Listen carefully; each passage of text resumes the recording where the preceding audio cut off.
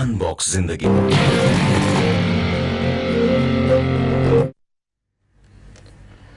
Hi viewers, good afternoon. Welcome to smart investor. మార్కెట్స్లో మనం మంచి ర్యాలీ చూస్తున్నాము. నిన్నటి మార్కెట్స్లో చాలా రీబౌండ్ తర్వాత ఇవాళ చాలా స్ట్రెంగ్త్తో మార్కెట్స్ ట్రేడ్ అవ్వడం మనం చూస్తున్నాం. ప్రధానంగా షార్ట్ కవరింగ్తో పాటు గ్లోబల్ మార్కెట్స్ నుంచి కూడా మంచి సపోర్ట్ మనకి మార్కెట్స్కి లభిస్తుంది. దీంతో 8,600 పాయింట్ల ఆల్మోస్ట్ దరిదాపుల్లో నిఫ్టీ ట్రేడ్ అవుతుంది. మనం లాస్ట్ ట్రేడింగ్ సెషన్ అంటే నిన్న కాకుండా మొన్న క్లోజింగ్ ఆల్మోస్ట్ 8520 8510 లెవెల్స్ దగ్గర క్లోజ్ అవ్వడం చూస్తున్నాము. ఇవాళ అంతకంటే ఎక్కువ క్లోజింగ్ మనకు కనిపిస్తుంది, అంటే అంతకంటే ఎక్కువ దీనిలో సిచ్యువేషన్లో మనం కనిపిస్తున్నాం. నిన్నటి వీక్నెస్ తర్వాత ఆ సడన్ ఫాల్ తర్వాత కూడా చాలా స్ట్రాంగ్ ఫుటింగ్ మీద మార్కెట్స్ ఉన్నట్టు మనం అర్థం చేసుకోవాలి. అంత పతనం తర్వాత కూడా మార్కెట్స్ ఈ స్థాయిలో రీబౌండ్ అయ్యాయంటే అండర్లైయింగ్ స్ట్రెంత్ మార్కెట్స్లో ఏ స్థాయిలో ఉందో మనం అర్థం చేసుకోవచ్చు. ఇవాళ రెండు సెక్టర్స్ క్లియర్ అవుట్ పర్ఫార్మెన్స్గా చెప్పుకోవాలి. One is banking and second is metals. Banking స్టాక్స్లో గతంలో ఎప్పుడూ లేనంత అనూహ్యమైన ర్యాలీ చూస్తున్నాం. ప్రధానంగా పబ్లిక్ సెక్టర్ బ్యాంక్స్ అని కూడా ఇవాళ చాలా స్ట్రాంగ్గా పెరిగాయి. దీనికి ఒక ప్రధానమైన కారణం ఏంటంటే 500 రూపాయల నోట్లు, 1000 రూపాయల నోట్లు, పెద్ద నోట్లు రద్దు చేసిన నేపథ్యంలో చాలా అమౌంట్ బీరువాల్లో దాచుకున్న సొమ్ము అంతా కూడా ఒకసారిగా బయటకు వచ్చే పరిస్థితి మనకు కనిపిస్తుంది.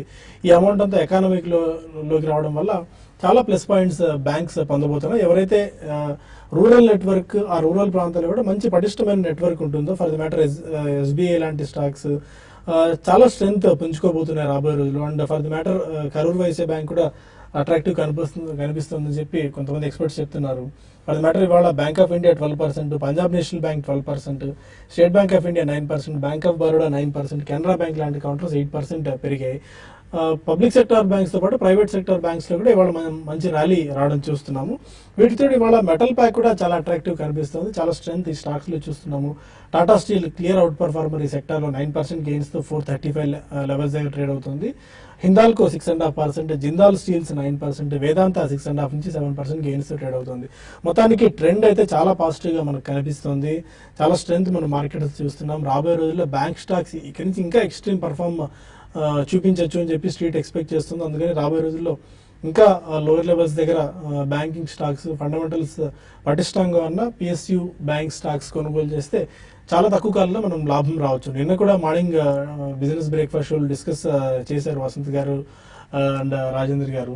బ్యాంక్ స్టాక్స్ను తగ్గినప్పుడల్లా కొనుగోలు చేయండి. బ్యాంక్ స్టాక్స్లో కొనుగోలు చేస్తే వెరీ షార్ట్ టర్మ్లో మనకు ఇమీడియట్ గెయిన్స్ 20-30% గెయిన్స్ రావచ్చు అని చెప్పి.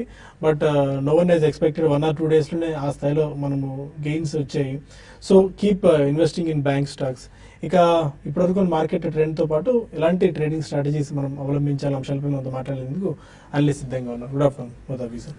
Good afternoon.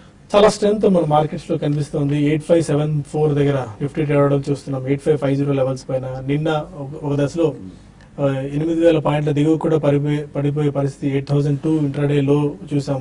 బట్ ఆ స్థాయి నుంచి ఆల్మోస్ట్ 600 పాయింట్స్ వరకు రికవర్ అయినట్టే చెప్పుకోవాలి. అంత స్ట్రెంత్ మార్కెట్స్లో కనిపిస్తుంది. ఎలా చూస్తారు ఈ పరిణామాలు మీరు? ఇవాళ స్ట్రెంత్ జస్ట్ ఒక షార్ట్ కవరింగ్ అనుకోవాలా, ఆర్ అండర్లైయింగ్ స్ట్రెంత్ మార్కెట్స్లో ఉందనుకోవాలా? యూరోపియన్ మార్కెట్స్ కూడా ఇప్పుడు ఓపెన్ అవుతున్నాయి. 0.75% గెయిన్స్తో యూరోపియన్ మార్కెట్స్ ట్రేడ్ తమ పరుగు మొదలుపెట్టి ఈ మధ్య మనం చూసాం మార్కెట్ లో చాలా వాలటిలిటీ. ఈ మధ్య హై 8,900 నుంచి ఇంచుమించు 8,000 వరకు, అంటే 900 పాయింట్లు ఒక మేజర్ కరెక్షన్ మనం చూసాము. కరెక్షన్ చూస్తే కనుక మార్కెట్ పూర్తిగా ఒక ఎక్స్టర్నల్ ఫ్యాక్టర్స్ వల్ల మనకి చాలా ఒడిదొడుగులు చూసాము. అంతగతం ఫస్ట్ బ్రెక్సిట్, తర్వాత యుఎస్ లో ఇంట్రెస్ట్ రేట్లు పెరుగుతాయని, నిన్న చూస్తే బార్డర్ టెన్షన్స్, అలాగే నిన్న చూస్తే కనుక ఓట్స్, ఆ తర్వాత నోట్స్, ఇవన్నీ కూడా మార్కెట్ ని చాలా తీవ్రమైన ప్రభావితం చేయడం మనం చూసాము. ఇన్ని మేజర్ ఇన్సిడెంట్స్ వచ్చినప్పటికీ మార్కెట్ లాస్ట్ 1 వీక్ గా, ముఖ్యంగా ఈ వారంలో చూస్తే కనుక చాలా తట్టుకొని మార్కెట్ అన్ని కూడా జీర్ణించుకొని చాలా స్ట్రాంగ్ రీబౌండ్ మనం చూసాము. నిన్న ఓపెనింగ్ తర్వాత మార్కెట్ క్లోజింగ్ సమయానికి ఒక టెక్నికల్ గా ఒక మేజర్ అప్వర్డ్ రివర్సల్ బార్ ఏర్పడటం మనం చూసాము. అలాగే ఇవాళ 8,500 పైన క్లోజ్ అవడంతో మార్కెట్ ఈ లాస్ట్ 3 నెలలుగా చూసిన ఒక మేజర్ మద్దతుని, ఆ మీడియం టర్మ్ సపోర్ట్ ని కూడా మార్కెట్ మళ్ళీ తిరిగి తీసుకోవడం కూడా మనం చూసాము.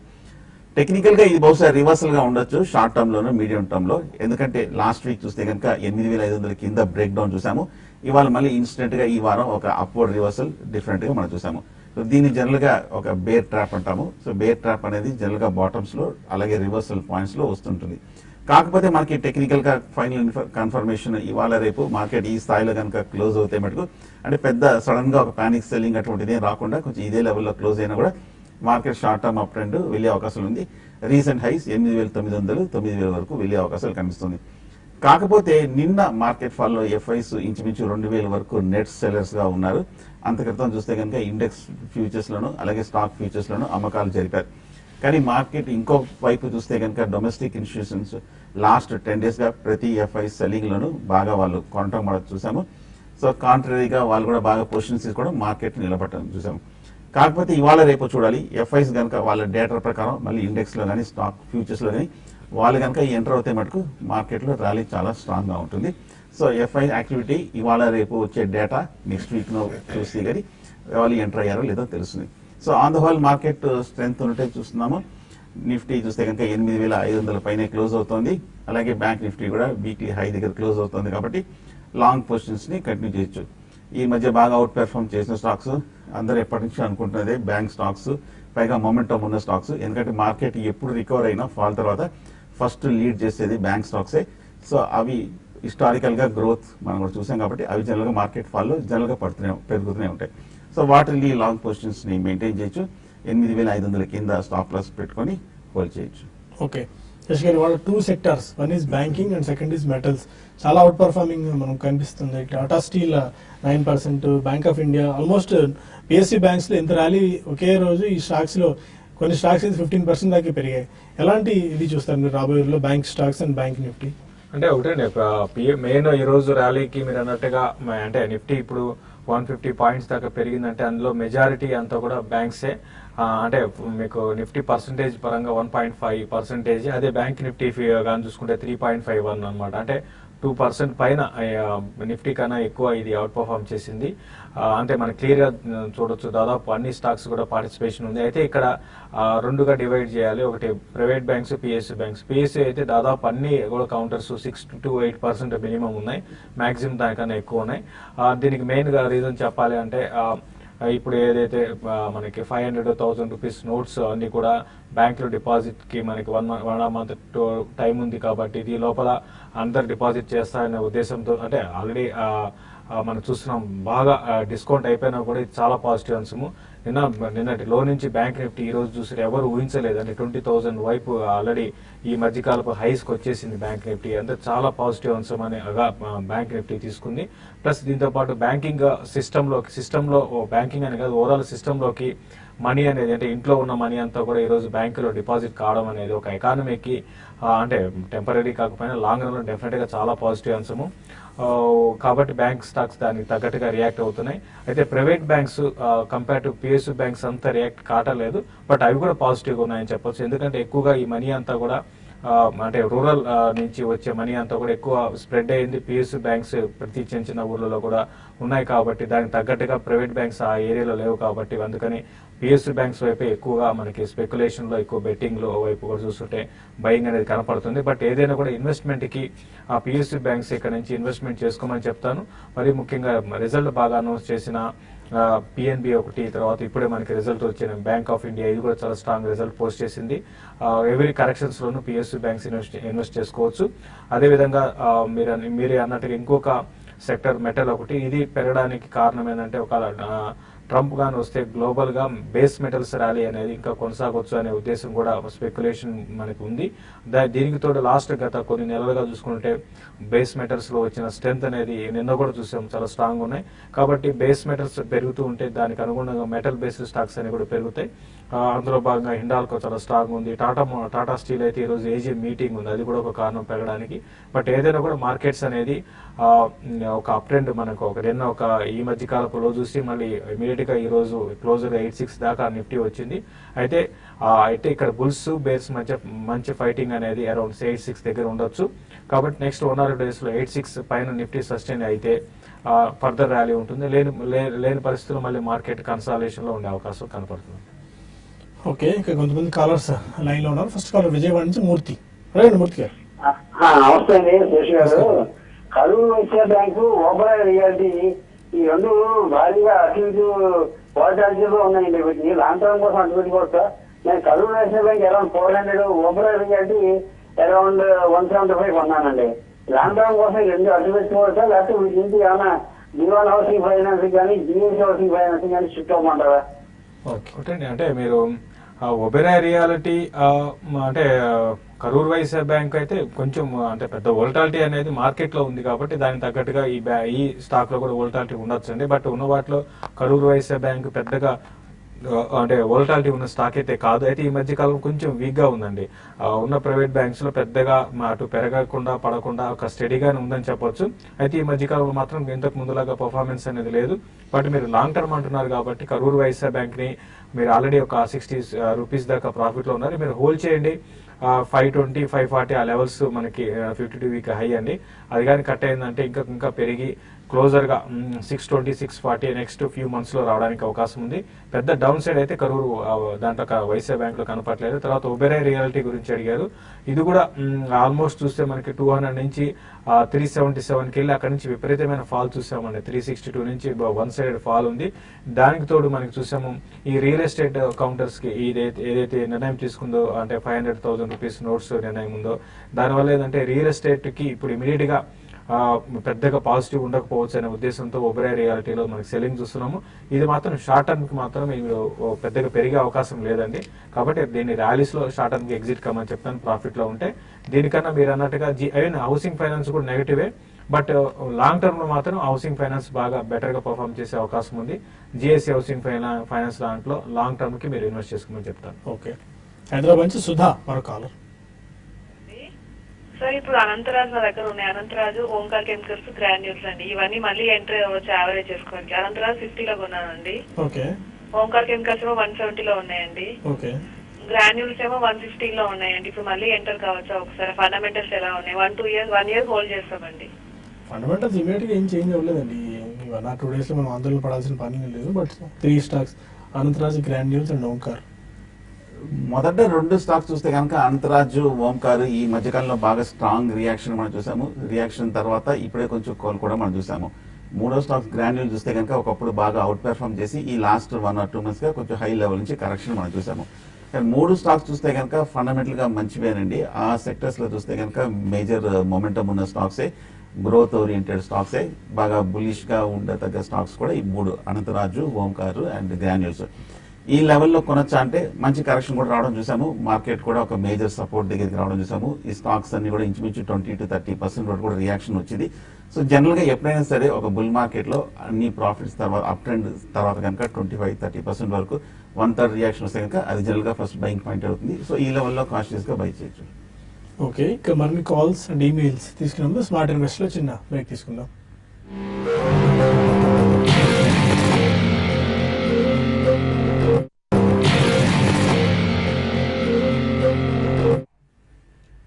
Welcome back to smart investor. మన కాల్ హైదరాబాద్ నుంచి బాబు ఉన్నారు. అడగండి బాబు. సార్ ఇది ఎన్సీసీ 93లో బై చేసాం సార్. ఓకే.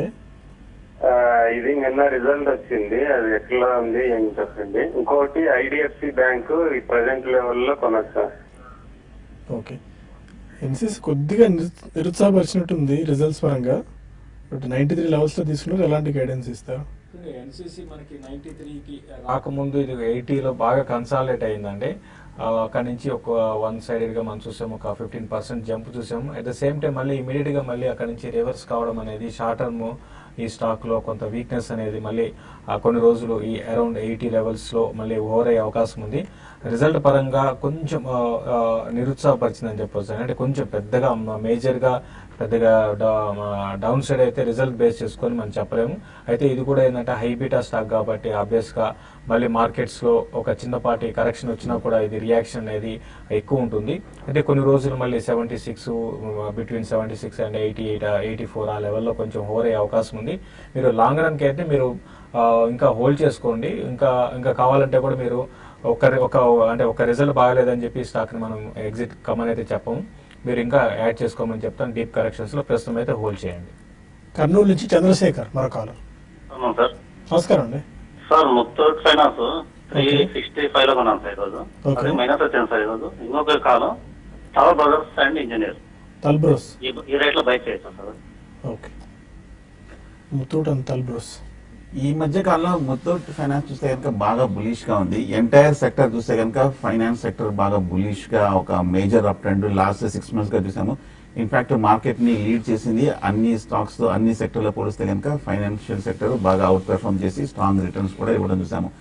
నిన్నే కొన్నారు కంటే పర్వాలేదు, ఎందుకంటే లాస్ట్ 1 month కరెక్షన్ తర్వాత నిన్నే బాటం ఏర్పడింది. ఎందుకంటే ఇంచుమించు లోయర్ రేట్ లో తీసుకుని ఉంటే కనుక పెద్ద ఏమీ రిస్క్ లేదు. ఒకవేళ కనుక మార్కెట్ రికవర్ అయితే కనుక రీసెంట్ హైస్ వరకు 400 వరకు కూడా వెళ్ళే అవకాశాలు కనిపిస్తుంది. అలాగే తల్బ్రోస్ ఆటో కూడా చూస్తే కనుక టెక్నికల్ గా బాగా ఈ మధ్య కాలంలో బాగా పెరిగిన స్టాక్ లోయర్ రేట్ ను 90 రూపాయల నుంచి 170 రూపాయల వరకు పెరిగి ఈ 1 month గా ఈ 1 week గా చూస్తే కనుక చాలా స్ట్రాంగ్ నీజర్ రియాక్షన్ కూడా రావడం అని చూసాము. ఈ మధ్య లాస్ట్ 1 year గా చూస్తే కనుక లాంగ్ టర్మ్ లో కూడా బాగా అవుట్ పెర్ఫార్మ్ చేసిన స్టాకే తల్బ్రోస్ ఆటో. హోల్డ్ చేయండి, కాకపోతే ఒకసారి ర్యాలీ వస్తే కనుక 160 to 170 వరకు వెళ్ళే అవకాశం ఉంది. ఈ లాస్ట్ 1 year లో చూస్తే కనుక 2-3 మేజర్ టాప్స్ ఏర్పడింది, అక్కడ కొంచెం అప్ ట్రెండ్ కి హాల్ట్ అయ్యే అవకాశాలు కనిపిస్తుంది. షార్ట్ టర్మ్ అయితే కనుక క్లోజర్ టు 165-170 దగ్గర మీరు ప్రాఫిట్ బుక్ చేసి మళ్ళీ డిక్లైన్ లో ఎంటర్ అవ్వచ్చు. బెంగళూరు నుంచి శాంతి మరో కాలర్. Hello sir. హలో అండి, చెప్పండి. గుడ్ ఆఫ్టర్నూన్ అండి. గుడ్ ఆఫ్టర్నూన్, చెప్పండి. I think after a long time we saw this sort of range bond. మనకి స్టేట్ బ్యాంక్ ఆఫ్ ఇండియా నాకు 272 లో ఉన్నాయండి. ఆఫ్టర్ లాంగ్ టైం వచ్చింది నా రేట్. నేను ఇప్పుడు ఎగ్జిట్ అవ్వమంటారా? నేను వెయిట్ చేయగలను. ఇంకేమైనా వెయిట్ చేస్తే పెరిగే అవకాశాలు ఉన్నాయా? That's first thing. Second one snowman logistics నాకు 74 లో ఉన్నాయి. ఇంత ర్యాలీలో కూడా అది పార్టిసిపేట్ చేయట్లేదు, రాదర్ ఇట్ ఇస్ నెగటివ్. ఏం చేయమంటారు? దాన్ని ఎగ్జిట్ అవ్వమంటారా? 74 లో తీసుకున్నాను, లేకపోతే వెయిట్ చేయమంటారా? ఎవరేజ్ చేయమంటారా? ఏం చేయమంటారు? ఫైన్ అండి. స్టేట్ బ్యాంక్ ఆఫ్ ఇండియా ఇక్కడ నుంచి చాలా అప్ సైడ్ ఉండొచ్చేమో అని చెప్పి స్ట్రీట్ కూడా ఎక్స్పెక్ట్ చేస్తుంది. అంటే ఇప్పుడు అంటే ఇప్పుడే మనం అనుకున్నాం కదంటే హైయెస్ట్ స్టేట్ బ్యాంక్ ఆఫ్ ఇండియాకి మన ఇండియాలో హైయెస్ట్ బ్రాంచెస్ మనం చూసుకుంటే ఉన్న బ్యాంక్ అంటే స్టేట్ బ్యాంక్ ఆఫ్ ఇండియా అండి. మరి ముఖ్యంగా రూరల్ మనకి దృష్ట్యా. కాబట్టి ఈ మనీ అంతా కూడా రేపు అంటే నెక్స్ట్ ఫ్యూ వారాల్లో వచ్చే కొద్ది రోజుల్లో బ్యాంకింగ్ లోకి రావడము పాజిటివ్ అంశం అండి. ఇది ఒక షార్ట్ టర్మ్ కాకుండా ఈవెన్ లాంగ్ టర్మ్ కూడా పాజిటివ్ అంశమే. దానికే మనకి ఈ బ్యాంక్స్ అన్ని కూడా పాజిటివ్ గా రియాక్ట్ అవుతున్నాయి. అయితే మీరు ఇన్ని రోజులు వెయిట్ చేశారు కనుక వెయిట్ చేస్తా అంటున్నారు కాబట్టి డెఫినెట్ గా వెయిట్ చేయమని చెప్తాను. నెక్స్ట్ టార్గెట్ గా 320 and 340 లెవెల్స్ రావచ్చు. అయితే రిజల్ట్ ఇంకా అనౌన్స్ చేయలేదండి. రిజల్ట్ కూడా ఇప్పుడున్న ట్రెండ్ కానీ మనం గమనిస్తే పిఎస్యూ బ్యాంక్స్ రిజల్ట్ కూడా బాగానే ఉన్నాయి కాబట్టి సో రిజల్ట్ కూడా బాగానే ఉండే అవకాశం ఉంది. కాబట్టి హోల్డ్ చేయమని చెప్తాను. అయితే మధ్య మధ్యలో మార్కెట్స్ లో నిన్నటి రోజు ఇలాంటి స్టాక్స్ వస్తుంటాయి, అంటే పడ్డం పెరగడం అని మామూలే. బట్ కొన్ని రోజులు వెయిట్ చేస్తే డెఫినెట్ గా హోల్డ్ చేయమంటాను. తర్వాత స్నోమెన్ లాజిస్టిక్స్ గురించి అడిగారు. ఇది పడ్డానికి అంటే మార్కెట్ పెరుగుతున్న ఇది పార్టిసిపేషన్ లేదండి. రిజల్ట్ మళ్ళీ ఒకసారి ఈ క్వార్టర్ కూడా కొంచెం డిసప్పాయింట్మెంట్ చేసింది. దాని కారణంగా ఈ స్టాక్ పెరగటం లేదండి. ఇది ఇంకా మంచి కంపెనీనే, బట్ చూడండి రిజల్ట్ నెక్స్ట్ క్వార్టర్ వరకు మీరు వెయిట్ చేయాల్సి ఉంటుంది. ఇప్పట్లో ఇమీడియట్ గా అయితే ఇందులో పెద్ద ర్యాలీ అయితే ఉండకపోవచ్చు. కాబట్టి మీరు లాంగ్ రన్ కోసం హోల్డ్ చేయండి, లేదా ర్యాలీస్ లో ఎగ్జిట్ కాండి. కర్నూలు నుంచి జ్యోత్స్న మరో కాలర్. సార్ నమస్తే. నమస్కారం అండి, అడగండి. సార్ వర్ధమాన్ పాలి ఉన్నాయి సార్, మావి 3000 షేర్స్ ఉన్నాయి. 76 లో 1500, 85 లో 1500. ఓకే, సార్ అది ఎట్లా? వర్ధమాన్ పాలి ఆల్మోస్ట్ 80 రూపీస్ యావరేజ్. వర్ధమాన్ పాలిట్ చూస్తే కనుక ఈ మధ్య లాస్ట్ 2-3 వారాలుగా చూస్తే కనుక బాగా విపరీతమైన అప్ ట్రెండ్ మనం చూసాము. వాల్యూమ్స్ తోటి బాగా స్పెక్యులేటివ్ బయింగ్ జరిగినట్టుగా కనిపిస్తుంది. 40 రూపీస్ నుంచి 95 రూపీస్ వరకు డబుల్ అవడం మనం చూసాము. కానీ హై లెవెల్లో 90-95 దాటిన తర్వాత కొంచెం హై లెవెల్ దగ్గర కొంచెం సస్టైన్ అవ్వలేకపోతుంది. మీరు కూడా బాగా చేసి బాగా హై ప్రైస్ లో తీసుకున్నారు. అలాగే ఫండమెంటల్ గా చూస్తే కనుక లాస్ట్ క్వార్టర్ చూస్తే కనుక పెద్ద ఏమీ రిజల్ట్ కనిపించలేదు. బహుశా ఈసారి క్వార్టర్ రిజల్ట్స్ బాగా వస్తుందని ఎక్స్పెక్టేషన్స్ తోటి స్టాక్ బాగా యాక్టివిటీ పెరిగినట్టుగా కనిపిస్తుంది. హోల్డ్ చేయండి ప్రస్తుతానికి. నా ఉద్దేశం అయితే కనుక ఒకవేళ 100 వస్తే కనుక కొంచెం షార్ట్ టర్మ్ టార్గెట్స్ కూడా పూర్తవుతుంది. మేజర్ సైకలాజికల్ రెసిస్టెన్స్ కూడా ఉంది. లాస్ట్ 1 year గా చూస్తే కనుక 95 దగ్గర కొంచెం ప్రెషర్ కనిపిస్తుంది. కాబట్టి టైమ్ వేస్ కన్సాలిడేషన్ కరెక్షన్ వచ్చే అవకాశం ఉంది. క్లోజర్ టు 95 ఈ ర్యాలీలో వచ్చినప్పుడు 100 రూపీస్ దగ్గర షార్ట్ టర్మ్ లో ప్రాఫిట్ బుక్ చేసి ఎగ్జిట్ అవ్వచ్చు. స్వల్ప ప్రాఫిట్స్ అయినా సరే.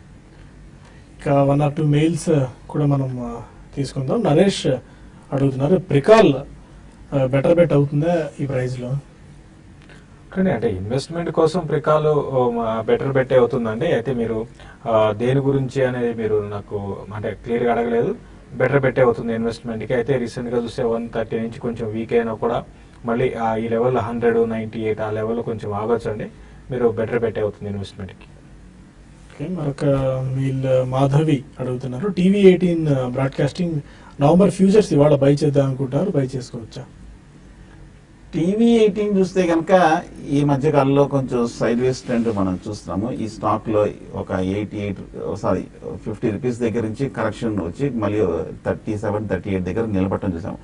ఇంకా టెక్నికల్ గా పూర్తిగా రివర్స్ అయినట్టు కనిపించట్లేదు. ఇవాళ 2.5% పెరిగినప్పటికీ బహుశా షార్ట్ టర్మ్ ఈక్విటీలో అయితే కనుక తీసుకోవచ్చు కొంచెం, ఎందుకంటే షార్ట్ టర్మ్ లో slow and study up trend ఉంటుంది. ఒక 2-3 మంత్స్ వెయిట్ చేస్తే కనుక 50 రూపీస్ అంటే 20% రిటర్న్స్ వచ్చే అవకాశాలు కనిపిస్తుంది. ఫ్యూచర్స్ లో కాబట్టి నెక్స్ట్ 1 or 2 వీక్స్ లో రిటర్న్స్ అనేది చాలా ముఖ్యము. కొంచెం క్విక్ గా ఉండాలి కాబట్టి కొంచెం మొమెంటం ఉన్న అకౌంట్స్ కొంచెం అటువంటి బ్యాంక్స్ లో కానీ అటువంటి స్టాక్స్ లో తీసుకుంటే మంచిది. సురేష్ అడుగుతున్నారు ఎంఆర్ఎఫ్ అండ్ జేబిఎం ప్రజెంట్ రేట్లో మేబీ ఇన్వెస్ట్మెంట్ గురించి అనుకుంటారు, స్పెసిఫిక్ గా మెన్షన్ చేయలేదు, కొనుక్కోవచ్చా?